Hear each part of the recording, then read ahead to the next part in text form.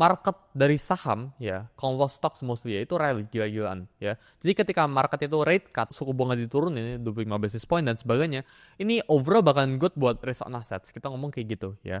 Jadi sesuai dengan yang gua inin sebelumnya. Kita tadi udah bahas inflasi ya, udah bahas GDP sama udah bahas suku bunga. Sekarang unemployment rate alias non-farm payroll ya. Jadi unemployment rate ya itu tentang usia produktif, berapa persen orang yang sedang bekerja atau berapa persen orang yang pengangguran ya.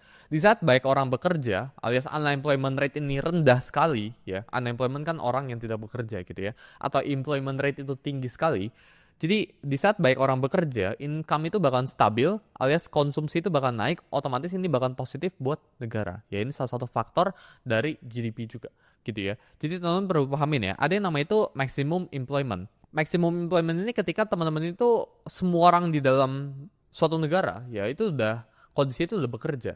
Dan apakah ini ideal? Jawabannya ini enggak. Jadi teman-teman itu harus pahamin ya. Dari tadi ya yang kita bahas itu semuanya itu tentang equilibrium. Semua itu tentang pas ya. Jadi nggak boleh kelebihan, nggak boleh kekurangan juga. Karena ketika kelebihan ya atau ketika berkekurangan ini nggak baik buat ekonomi ya. Jadi kalau berlebihan ini bakal nimbulin inflasi yang berlebihan, marketnya bakalan crash. Tapi kalau berkekurangan, marketnya juga bakalan crash, marketnya bakalan kering banget gitu ya.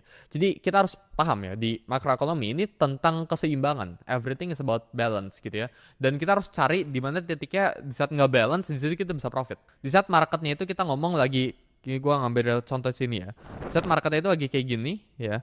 Di saat lagi di atas ini, waktunya buat kita jualan ya. Tapi di saat di bawah sini, waktunya kita buat beli ya. Kita mencari titik yang nggak seimbang. Itu makroekonomi gitu.